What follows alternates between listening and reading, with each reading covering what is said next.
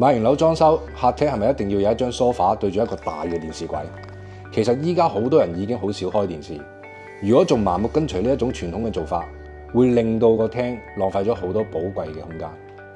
Hello， 大家好，我係築長阿 King。咁好多戶主上嚟傾設計嘅時候咧，都話想個客廳望落去咧大啲、闊啲同埋實用啲。咁其實近年咧就好流行咧一種設計咧就去客廳化，咁你就按翻你真正嘅生活習慣，重新去定義過個空間。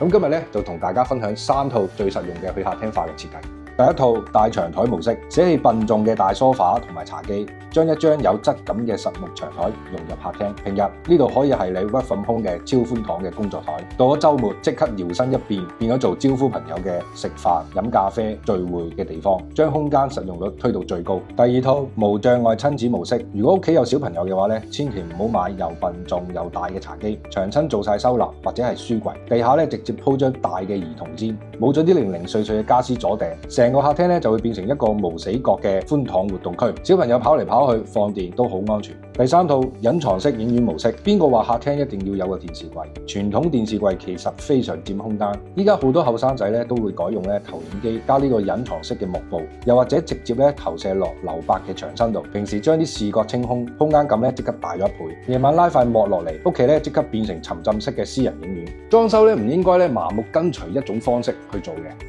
屋企係你自己住嘅。最緊要咧去 fit 翻你自己嘅生活節奏，想知道你嘅單位點樣大改做法，帶埋你嘅平面圖上嚟我哋屯門 showroom，我哋坐低慢慢傾下啦。